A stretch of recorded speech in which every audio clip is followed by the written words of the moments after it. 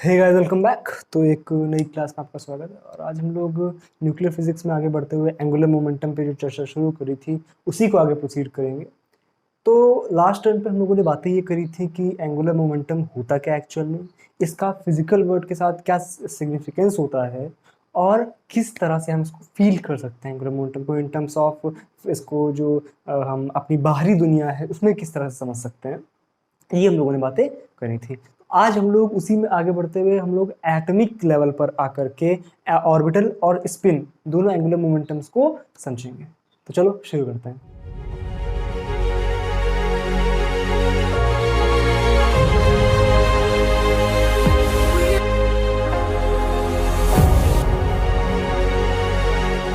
तो जिस तरह से हम लोगों ने सोलर सिस्टम के लिए बात करी थी कि सोलर सिस्टम में सन होता है, उसके चारों तरफ अर्थ चक्कर लगा रही है और उसमें एक उन दोनों से रिलेटेड एक ऑर्बिटल एंगुलर मोमेंटम होता है।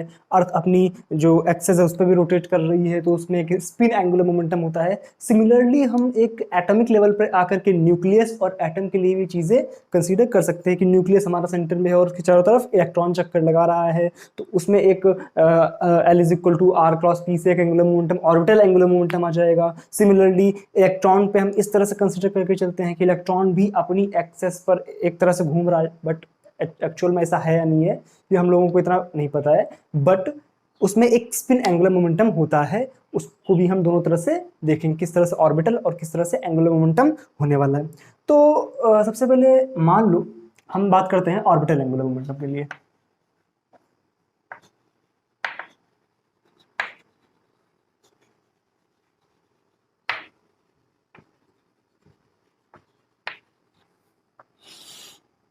देखो, ऑर्बिटल एंगुलर मोमेंटम को हम लोग समझ तो चुके हैं क्या होता है। कि मान लो अगर एक हमारे पास ये न्यूक्लियस है, हम लोगों ने उस दिन अर्थ के लिए बात करी थी और आज बात कर रहे हैं न्यूक्लियस। तो ये न्यूक्लियस है, इसके चारों तरफ क्या है, इलेक्ट्रॉन चक्कर लगा रहा है।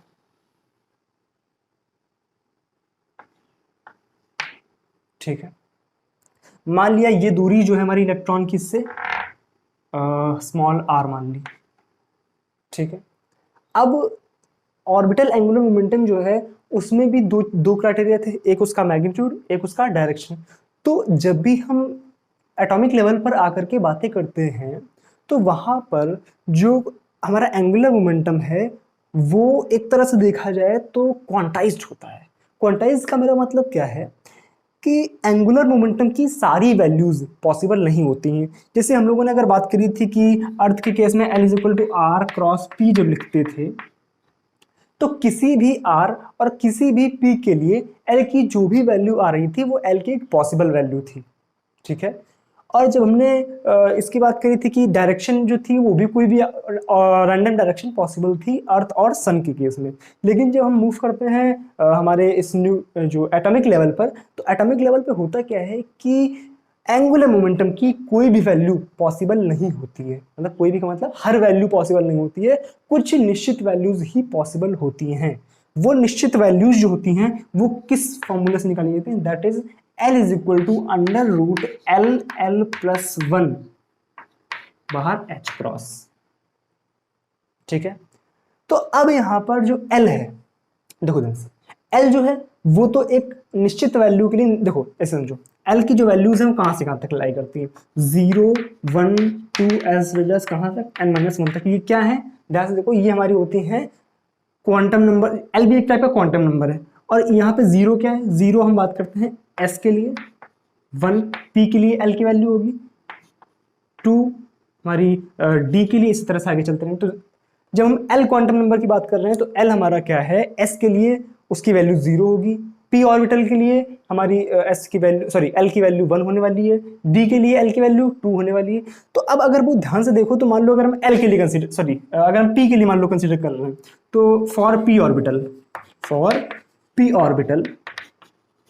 L की वैल्यू तुम्हारी 1 है, L की वैल्यू कितनी है 1, तो कैपिटल L की वैल्यू क्या आएगी, ध्यान से देखो अंडर रूट 2 प्लस 1 बाहर एच क्रॉस, कितना गया है 2 1 3 3 2 जा 6 रूट 6 एच क्रॉस। बात समझ आई।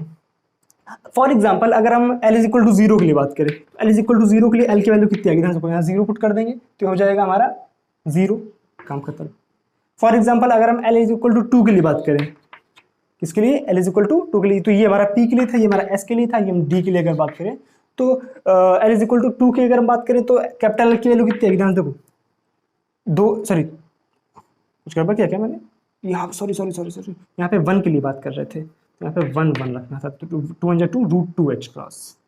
यहाँ पे हम 2 के लिए अगर बात करें तो हमारा हो जाएगा रूट के अंदर 2 प्लस 1 H क्रॉस, ठीक है। तो ये आ जाएगा हमारा रूट 6 H क्रॉस।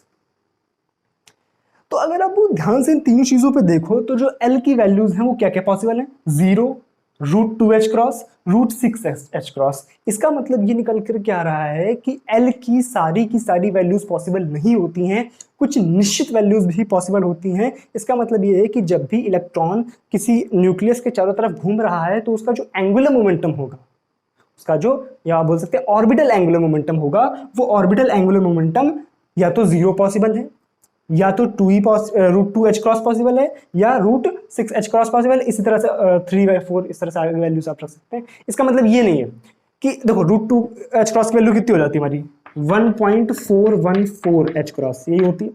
इसका मतलब ये नहीं है कोई भी और जो इलेक्ट्रॉन है वो न्यूक्लियस के चारों तरफ चक्कर लगा रहा हो और उसकी वैल्यू मान लो H क्रॉस हो, कोई भी ऐसा इलेक्ट्रॉन पॉसिबल नहीं होगा।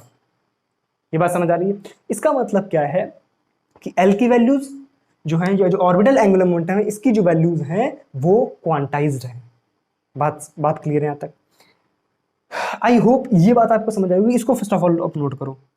तो हम लोगों ने ये बात कर ली है कि जो हमारा ऑर्बिटल एंगुलर मोमेंटम है, जो एटॉमिक लेवल के केस में हम बात कर रहे हैं, इसके कुछ निश्चित वैल्यूज ही पॉसिबल हैं। वो निश्चित वैल्यू जिस फॉर्मूले से निकाली जा रही है वो फॉर्मूला हमारा ये आया है, L is equal to under root के अंदर L प्लस 1 बाहर H क्रॉस। ये वैल्यूज ही पॉसिबल है। ठीक भाई, ये तो बात हो गई इसके मैग्नीट्यूड की। इसकी मैग्नीट्यूड की, जो हमारा एंगुलर मोमेंटम होगा उसका ये मैग्नीट्यूड ही आ सकता है, इसके अलावा कोई दूसरा मैग्नीट्यूड नहीं आ सकता है। अब मैग्नीट्यूड के साथ साथ दूसरी चीज जो एंगुलर मोमेंटम के साथ जुड़ी होती है वो होती है हमारी डायरेक्शन। तो अब डायरेक्शन निकालने के लिए हम क्या करते हैं, जब भी हम डायरेक्शन की बात करते हैं तो लाइक अर्थ की अगर हम बात करें तो अर्थ के केस में क्या था, अर्थ और सन के केस में कि कोई भी रैंडम डायरेक्शन पॉसिबल हो सकती है, ठीक है ना। तो लेकिन इसके केस में क्या होता है, जब भी हम एटम और न्यूक्लियस के केस में बात करते हैं तो इसमें कोई भी रैंडम डायरेक्शन पॉसिबल नहीं होती है। जो डायरेक्शंस पॉसिबल होती हैं उनका z component, ml into H cross के बराबर होना चाहिए। ये कंडीशन जरूरी होती है उनकी डायरेक्शंस के साथ में। देखो उसको किस तरह समझते हैं कि मान लो कि तुम्हारा ये न्यूक्लियस था, ठीक है, और उसके चारों तरफ जो इलेक्ट्रॉन है वो कुछ इस तरह से चक्कर लगा रहा है, इस ऑर्बिट में चक्कर लगा रहा है, ठीक है। तो जब इस ऑर्बिट में चक्कर लगा रहा है तो जो एंगुलर मोमेंटम होगा उसकी डायरेक्शन किस तरह से निकालते हैं, इस तरह से। ये हमारा होगा ऑर्बिटल एंगुलर मोमेंटम की डायरेक्शन। बात क्लियर है ना, कि जब हम एंगुलर मोमेंटम लिखते हैं तो आई ओमेगा जब भी लिखते हैं तो ओमेगा की डायरेक्शन ही हमेशा एंगुलर मोमेंटम की डायरेक्शन है, कि हम आर क्रॉस पी डायरेक्शन निकालने के लिए दोनों से काम चला सकते हैं, ठीक है। तो आर क्रॉस पी की भी अगर बात करें तो आर क्रॉस पी से हमारी डायरेक्शन क्या आएगी, पी इस तरफ, आर इस तरफ, तो आर क्रॉस पी डायरेक्शन किस तरफ आएगी, इस तरफ। तो एक चीज ध्यान रखना कि ये जो डायरेक्शन आ रही है इसका z कंपोनेंट मतलब हम इस डायरेक्शन को हमेशा z कंपोनेंट मानते हैं। ये जो डायरेक्शन है ये हमारी z है, ठीक है। तो इसका जो z कंपोनेंट आएगा, z कंपोनेंट का मतलब इसको अगर हम इससे मिलाएं, इसको इससे मिलाएं, ठीक, तो इसका ये वाला कंपोनेंट मान लो अगर इस तरह से मानते हैं, जैसे मान लो हमारा ये दूरी 5 है, ठीक है, और ये एंगल हमारा 30 डिग्री है, सॉरी मान लो कि ये एंगल 37 डिग्री है, तो ये वाला कंपोनेंट क्या आता है 5 cos 37, और ये वाला कंपोनेंट क्या आता है 5 sin 37, ये तो पता है। उसी तरह से इसका जो ये वाला कंपोनेंट होना चाहिए वो इस कंडीशन को सेटिस्फाई करना चाहिए। बात क्लियर? इसका मतलब ये है कि यहां पर जो इसकी डायरेक्शन आ रही है उसका z component ml into H cut के एच क्रॉस के बराबर होना चाहिए। यहाँ पे ml क्या होता है, ml की जो वैल्यूज है वो वैल्यूज ये होती है कि -L2 प्लस L। ml की जो पॉसिबल वैल्यूज है वो कहां से कहां तक होती है, -L से +L। फॉर एग्जाम्पल अगर हम p ऑर्बिटल के लिए बात करें, इसके लिए p ऑर्बिटल के लिए बात करें तो l की वैल्यू क्या होती है 1, तो ml की वैल्यू क्या क्या पॉसिबल है, ml की जो पॉसिबल वैल्यू है, ठीक है, वो क्या होती है हमारी -1 0 +1 माइनस एल से प्लस एल, यानी माइनस एल भी आएगा, उसके बाद जितनी भी आएंगी, मतलब ऐसे होता मान लो कि -3 2 3 लिखा है +3, ठीक है, तो क्या क्या आएंगे -3 -2 -1 0 फिर +1 फिर +2 फिर +3, इस तरह से आएंगी। उसी तरह से यहाँ पे किया गया कि -L2 +L, ठीक है, तो -1 0 +1 ये वैल्यूज पॉसिबल है। इसका मतलब क्या है कि जो ml की पॉसिबल वैल्यूज है p के लिए वो क्या क्या हो सकती हैं, -H cross 0 and +H cross, अर्थात कि जिस भी तुम्हारी ऑर्बिटल में हमारा इलेक्ट्रॉन चक्कर लगा रहा है उस ऑर्बिटल का z कंपोनेंट, उस डायरेक्शन का z कंपोनेंट हमारा या तो H क्रॉस -H क्रॉस हो सकता है, या तो 0 हो सकता है, या तो +H क्रॉस हो सकता है। अब देखो इसको फिर से समझते हैं कि मान लो तुम्हारा ये जो लेंथ है वो लेंथ हमारी है H क्रॉस, वो लेंथ है H क्रॉस, और इलेक्ट्रॉन जो है वो p ऑर्बिट में चक्कर लगा रहा है, तो क्या H क्रॉस जो है वो p के लिए पॉसिबल वैल्यू है, बिल्कुल है। इसका मतलब ये है कि अगर p का z कंपोनेंट H क्रॉस है तो इस ऑर्बिट में वो चक्कर लगा सकता है, तो उस ऑर्बिट में वो चक्कर लगा सकता है। अब देखो एक चीज आप ध्यान से देखो, तो अगर लेट मी शो यू, देखो इसे समझो कि मान लो ये हमारा ये जो बना हुआ है इस तरह से कि इस पे किस पे, इस पे हमारी जो इलेक्ट्रॉन है वो चक्कर लगा रहा है और इस यहाँ पर हमारा क्या है न्यूक्लियस है, ठीक है। तो मान लो कि इस तरह से कोई एक जो इलेक्ट्रॉन है वो चक्कर लगा रहा है इस डायरेक्शन में, ठीक है, तो इसका ये खिसक रहा है, जस्ट अ सेकंड, तो इसका जो z कंपोनेंट आएगा, इसका जो z कंपोनेंट आएगा वो या तो l कहाँ गया, ये वो या तो -H कट हो सकता है, वो या तो 0 हो सकता है, या तो वो +H कट हो सकता है। इसका मतलब ये मान लो कि इस टाइम पे इसका z कंपोनेंट H कट है, मान लिया हमने, तो अब ध्यान से देखो तो इसका भी जो z कंपोनेंट होगा वो H कट होगा, इसका भी z कंपोनेंट H कट होगा। इसका मतलब क्या है, सुनना ध्यान से, इसको ध्यान से देखो, मान लो ये हमारी z डायरेक्शन थी, ठीक है, और इस डायरेक्शन में जो इलेक्ट्रॉन है वो चक्कर लगा रहा था इस डायरेक्शन में, तो इसके लिए जो z कंपोनेंट आएगा, ध्यान से देखो, इसके लिए जो z कंपोनेंट आएगा वो हमारा मान लो H कट आ रहा है। तो अब सोचो मैं इसको थोड़ा सा सिर्फ इसको स्थिर रखते हुए इसको थोड़ा सा ऐसे करके घुमा दूं, तो अब भी क्या z कंपोनेंट एंगल चेंज नहीं किया है, एंगल चेंज नहीं किया, ये एंगल मैंने चेंज नहीं किया, तो अभी ये चाहे यहाँ रखो, चाहे पीछे की तरफ रखो, चाहे आगे, चाहे 3D में हम कहीं पर भी इसको 3D में इमेजिन करना है इसको, 3D में इसको हम कहीं पर भी रखें, इसका जो z कंपोनेंट आएगा वो सेम आएगा 5 cos 37। एंगल ये चेंज नहीं कर रहे हैं, समझ रहे हैं ना, ये एंगल चेंज नहीं कर रहे हैं, हम सिर्फ इसको घुमा रहे हैं इस तरह से 3D में, समझ आ रहा है। तो 3D में रखते हुए अगर इसको घुमा रहे हैं तो एंगल चेंज नहीं हो रहा है, इसका मतलब क्या है कि पॉसिबल डायरेक्शंस इसी एंगल पर एक कोनिक सेक्शन बना रही होंगी, जो पॉसिबल डायरेक्शंस होंगी वो एक कोनिक सेक्शन बना रही होंगी, बात क्लियर है।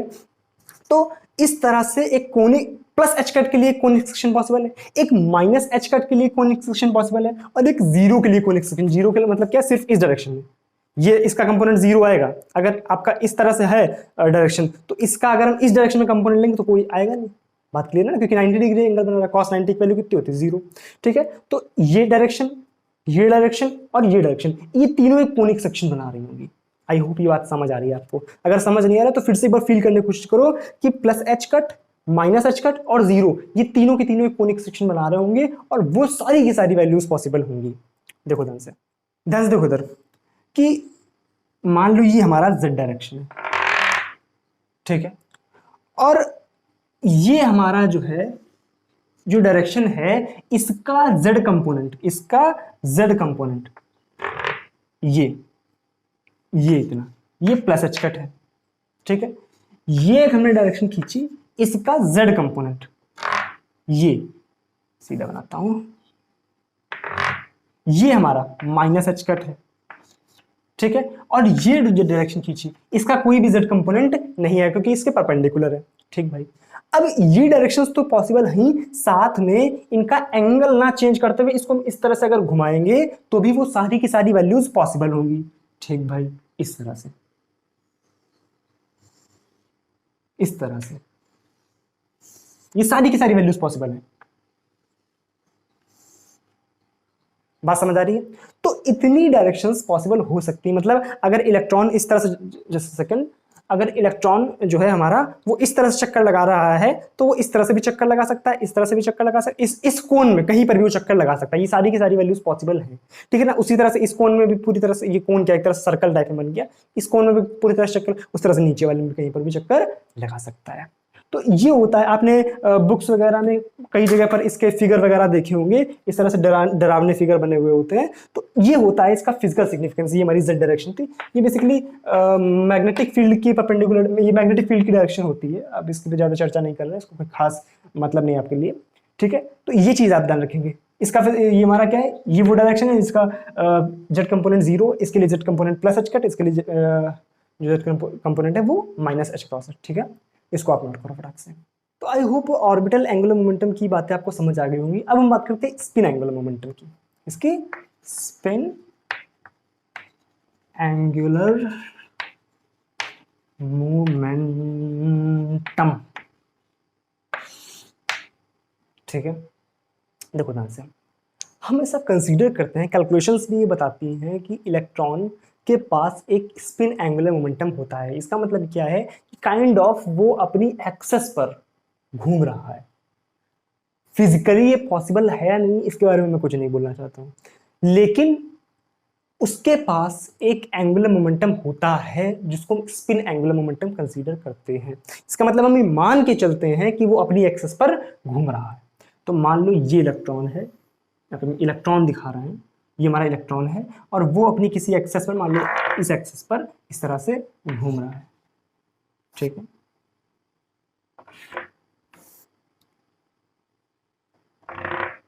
सीधी नहीं बन रही लाइन, ठीक है, बन गई। बात करें तो मान लो ओमेगा से वो घूम रहा था, ठीक है। तो हमने बात करी थी कि जब भी हम spin angular momentum physically large scale पे कंसीडर कर रहे थे तो उसकी कोई भी वैल्यू पॉसिबल थी। बट स्पिन एंगुलर मोमेंटम के केस में orbital angular momentum for atom उसी तरह से ये भी हमारा क्वांटाइज्ड होता है। क्वांटाइज्ड इन द सेंस इसकी भी कुछ पॉसिबल वैल्यूज होती हैं, यानी सारी की सारी वैल्यूज पॉसिबल नहीं होती, कुछ निश्चित वैल्यूज ही पॉसिबल होती हैं। वो निश्चित वैल्यूज किस तरह से निकाली जाती है उसको हम एस से दिखा सकते हैं। S is equal to root के अंदर एस स्मॉल एस प्लस 1 बाहर एच क्रॉस, जहां पर एस की जो वैल्यू होती है वो हमारी कितनी होती है, हाफ।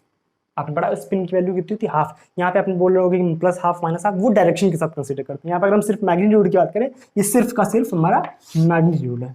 तो मैग्नीट्यूड में हमारा एस कितना हो सकता है, हाफ, ठीक भाई। इसका मतलब एस की जो पॉसिबल वैल्यू है वो क्या हो सकती है हमारी, अंडर रूट के अंदर 1/2 प्लस 1 इन बाहर एच क्रॉस। दैट मीन्स ये क्या होगा 3/2 और इंटू 1/2, यानी रूट के अंदर 3/2 एच क्रॉस, ठीक है। तो ये होती है इसकी पॉसिबल वैल्यू, इसका मैग्नीट्यूड, ठीक है। अब अगर अपन डायरेक्शन की बात करें, किसकी, डायरेक्शन की, तो डायरेक्शन के लिए क्या होता है, इसमें डायरेक्शन भी जो हमारी क्वांटाइज होती है। ये नहीं कि हर एक्सिस पे मतलब इस बॉल को हम जैसे चाहें वैसे घुमा दें, ठीक है ना। कुछ पर्टिकुलर डायरेक्शंस ही हमारी पॉसिबल होती हैं। अब देखो वो डायरेक्शन निकालने का तरीका क्या होता है कि उसका भी जो जेड कंपोनेंट होगा, कि जो एस का जो इसकी जो डायरेक्शन है उसका जो जेड कंपोनेंट होगा वो हमारा m s into h cross, इस तरह से लिख लो, ठीक है। अब देखो एम एस की वैल्यू क्या है, एम एस की जो पॉसिबल वैल्यू है वो या तो हमारी +1/2 हो सकती है और -1/2 हो सकती है। यानी जो डायरेक्शन है उसकी वैल्यूज या तो +h×2 हो सकती है या तो -h×2 हो सकती है। पॉसिबल डायरेक्शन का जो z कंपोनेंट है वही ये होना चाहिए, इसके अलावा कोई भी डायरेक्शन पॉसिबल नहीं होती है। इसका मतलब ये है कि मान लो कि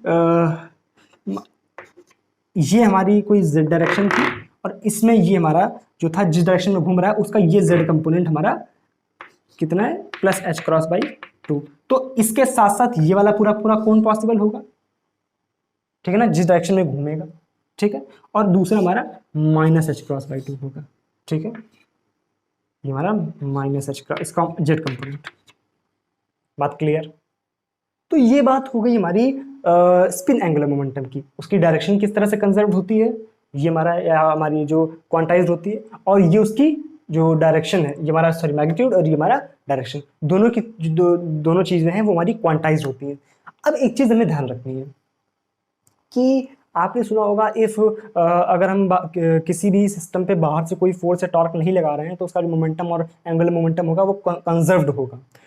तो जो टोटल एंगुलर मोमेंटम होता है वो तो कंजर्व्ड होता है, बट हम इंडिविजुअल स्पिन एंगुलर मोमेंटम और ऑर्बिटल एंगुलर मोमेंटम की गारंटी नहीं ले सकते, वो कंजर्व्ड नहीं होता है। इसका मतलब ये है कि जो एल है और जो एस है उसका समेशन कंजर्व्ड होता है, ना कि हमारा इंडिविजुअल एल और एस। तो इस चीज पर थोड़ी सी बात करते हैं। तो जो टोटल एंगुलर मोमेंटम लिखते हैं उसको हम जे से रिप्रेजेंट करते हैं। जे जो होता है वो हमारा एल प्लस एस के बराबर होता है, ठीक है। ये हमारा कंजर्व्ड क्वांटिटी है टोटल एल प्लस एस। इसका जो मैग्नीट्यूड है वो हम किस तरह से निकालते हैं, सेम तरह से इसको भी निकालते हैं, जे प्लस 1 एच क्रॉस, जहां पे जे की जो वैल्यू होती है वो एल प्लस एस से लेकर के एल माइनस एस तक होती है, ठीक है। एस की वैल्यू क्या होती है, हाफ, तो बेसिकली एक तरह से बोल सकते हैं एल प्लस हाफ से एल माइनस हाफ तक होती है। बात क्लियर है? अब एल के लिए हम पी ऑर्बिटल एस ऑर्बिटल के लिए अलग से बातें कर सकते हैं, बट आप आगे खुद ही समझ जाओ कि एल रख के इसकी पॉसिबल वैल्यूज निकाल सकते हैं, वो आप खुद करके देख लेना, ठीक है ना। एल के अलग अलग वैल्यूज के लिए इसके अलग अलग वैल्यूज आएंगे। अब फटाक से इसकी डायरेक्शन की अगर बात कर ले तो डायरेक्शन के लिए भी सिंपल काम करते हैं कि जो इसका जेड कंपोनेंट होता है वो हमारा एम इंटू जे, एम इंटू जे, सॉरी जे का जो जेड कंपोनेंट है m into J into h cross के बराबर होता है, जहां पे जो एम जे होता है वो हमारा माइनस जे टू प्लस जे होता है, ठीक है। ये हमारी जे एम जे की पॉसिबल वैल्यूज है। बात क्लियर है ना? तो अब यहाँ से आप जे की वैल्यूज अलग अलग रख के वहां से, मतलब मान लो अगर हम बात करें कि एल के लिए, तो एल हमारा मान लो पी के लिए अगर बात करें तो एल की वैल्यू 1 होती है, ठीक है। तो यहाँ से हमारी जे की जो वैल्यूज आएंगी 1 प्लस हाफ से 1 माइनस हाफ तक आएंगी, यानी 3/2 से लेकर के 1/2 तक, ठीक है। तो इसका मतलब ये है कि वहां पर -3/2 टू 3/2 एक वैल्यू हो सकती है, जो हमारी डायरेक्शंस होती हैं उसी तरह से -हाफ टू प्लस हाफ कुछ वैल्यूज हो सकती हैं। यहाँ पर एक काम करो आप, यहाँ पर ये सारी वैल्यूज एक तरह से ले लो, यहाँ पे सिर्फ ये एंड और ये वैल्यू ले सकते हैं, और लगा के लिखो उसको, ज्यादा अच्छा लगेगा, ठीक है ना। ये तो ये या ये इसकी वैल्यू पॉसिबल होती है, तो आप इस तरह से लिखो इसको, ठीक है। इसको आप नोट करके रखो। तो ये हम लोगों ने बात कर ली एटॉमिक लेवल पे ऑर्बिटल और स्पिन एंगुलर मोमेंटम की। अब हम जल्दी से थोड़ा सा स्पीड में चलते हुए न्यूक्लियर स्पिन की बात कर लेते हैं। किसकी? न्यूक्लियर स्पिन की। कि न्यूक्लियर के केस में, सिर्फ अगर हम न्यूक्लियर की बात करें तो न्यूक्लियर के केस में भी हमारा ऑर्बिटल एंगुलर मोमेंटम और स्पिन एंगुलर मोमेंटम होता है और टोटल एंगुलर मोमेंटम होता है। ये सारी चीजें किस तरह से निकलती हैं देखो ध्यान से, कि जो हमारा न्यूक्लियस होता है, न्यूक्लियस प्रोटॉन और न्यूट्रॉन से मिलकर के बना होता है, इस तरह से बना होता है, ठीक है। तो होता क्या है कि इसमें भी एक जो प्रोटॉन और न्यूट्रॉन होते हैं इनकी इंडिविजुअल स्पिन्स को हम कंसीडर करते हैं, ठीक है। और टोटल भी वहां पर एक हम ऑर्बिटल एंगुलर मोमेंटम को कंसीडर करते हैं। इन दोनों चीजों को मिला करके एक टोटल एंगुलर मोमेंटम बनता है, जो कि orbital angular momentum of the nucleus and spin angular momentum of the nucleus के बराबर होता है, सॉरी उसके समेशन के बराबर होता है। इसको अपन आई से दिखाते हैं। अब इसमें अलग अलग ज्यादा बातें नहीं करते हैं, फटाक से जल्दी से इसी बात कंप्लीट कर लेते हैं। तो जो आई की वैल्यू होगी हमारी किसके बराबर होगी, और जो angular momentum, orbital angular momentum nucleus का और स्पिन एंगुलर मोमेंटम न्यूक्लियस का, इसके बराबर होगी समेशन की, ठीक है। अब इसका जो मैग्नीट्यूड होता है वो किस तरह से निकालते हैं, फिर सेम फॉर्मूला मैग्नीट्यूड के निकालने के लिए, अंडर रूट के अंदर आई स्मॉल आई प्लस 1 बाहर एच क्रॉस, ठीक है। और इसकी जो डायरेक्शन होती है, डायरेक्शन किस तरह से निकालते हैं, जो डायरेक्शन का जेड कंपोनेंट है आई जेड, उसकी वैल्यू हमारी क्या होती है, m into i h cross, ठीक है। यहां पर स्मॉल आई क्या होता है, स्मॉल आई जो होता है वही होता है हमारा nuclear spin. Nuclear spin, nuclear spin हमारी क्या क्या हो सकती है देखो, न्यूक्लियर स्पिन या तो जीरो हो सकती है। स्पिन क्या होती है, किसी भी एक इंडिविजुअल पार्टिकल की हाफ होती है। सोचो अगर दो पार्टिकल है तो न्यूक्लियर स्पिन कितनी होगी, हाफ इस पॉजिटिव इसकी, हाफ इसकी, जीरो। इस तरह से जीरो पॉसिबल हो सकती है, हाफ पॉसिबल हो सकती है, 3/2 पॉसिबल हो सकती है, ठीक है। तो इस तरह से सॉरी वन पॉसिबल हो सकती है, वन छोड़ दिया बीच में, ठीक है ना। ये सारी की सारी स्पिन हमारी पॉसिबल हो सकती है। तो ये पॉसिबल आई की वैल्यूज है। और यहाँ पर जो एम आई है वो हमारा क्या होता है, एम आई जो होता है वो हमारा -I2 + I होता है, ठीक है। तो ये बात होती है न्यूक्लियर के केस में ऑर्बिटल एंगुलर मोमेंटम और स्पिन एंगुलर मोमेंटम के समेशन की, उसी को बोलते हैं हम total angular momentum of the nucleus. तो इस तरह से हम बातों को कंप्लीट करते हैं। अब देखो हम लोग यहाँ पर करने को तो ये भी कर सकते हैं कि इसकी पॉसिबल वैल्यूज निकालें, फिर वही उसी तरह का एक जो नहीं हम लोग अभी प्लॉट कर रहे थे कि इसका z कंपोनेंट ये हमारा एक इस तरह से आएगी, एक वैल्यू इस तरह से आएगी। आप खुद करके इसको देखें कि क्या क्या पॉसिबल वैल्यूज आ रही हैं, ठीक है, और उसको इस तरह के डायग्राम में आप प्लॉट करने की कोशिश करें, ठीक है ना। इतना काम मैं आपके ऊपर छोड़ता हूँ, ठीक। तो आई होप क्लास पसंद आई होगी आपको। अगर क्लास पसंद आई तो वीडियो को लाइक कर दो, चैनल को अभी तक सब्सक्राइब नहीं किया सब्सक्राइब कर लो, बेल आइकन जरूर दबा देना, ठीक है। चलो अब मिलते हैं अगली क्लास में, तब तक के लिए thank you so much, bye bye.